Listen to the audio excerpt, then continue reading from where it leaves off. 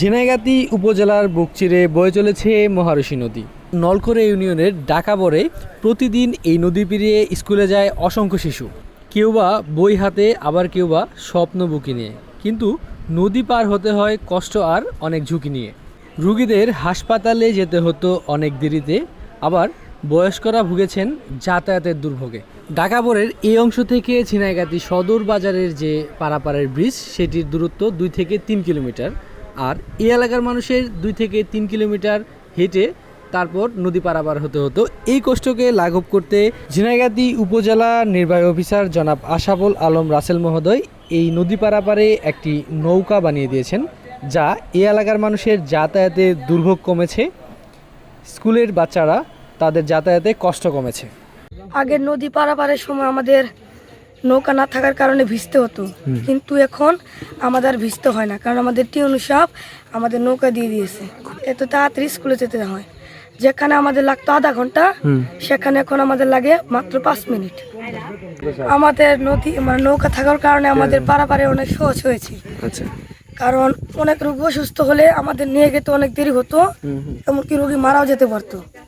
এই নৌকা থাকার ফলে আমরা অনেক সুবিধা পাচ্ছি।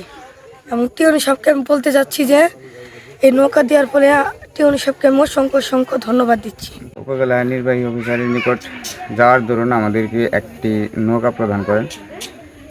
এই নৌকার কারণে আমাদের এই এলাকার সকলেরই অনেক উপকার হয়েছে, কারণ ইতিমধ্যে অনেক দুর্ঘটনা এবং অনেক ভোগান্তিরও কারণ হয়ে দাঁড়াইছে এই নদী। প্রায় 2 কিলোমিটার রাস্তা হাইটা ওই ব্রিজ দিয়ে আমাদেরকে ঝিনাইগাতি বাজারে যাইতে হতো। স্কুলের ছাত্রছাত্রীদের স্কুলে যাওয়ার খুবই অসুবিধা ছিল। এই নৌকা দেওয়াতে আমাদের অনেক উপকার হয়েছে।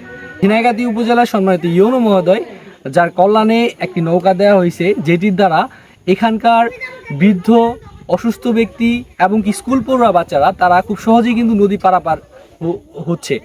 যেমনটি আমরা সরজমিনে দেখেছি, এই এলাকার মানুষের মনে স্বস্তি ফিরে এসেছে একটি নৌকা দেওয়াতে। আর এই নৌকার কারণে শুধু বৃদ্ধ বা স্কুল পড়ুয়া বাচ্চাদের জন্য ভালো হয়নি, এটি অসুস্থ মানুষের জন্য আরও বড় স্বস্তির কারণ।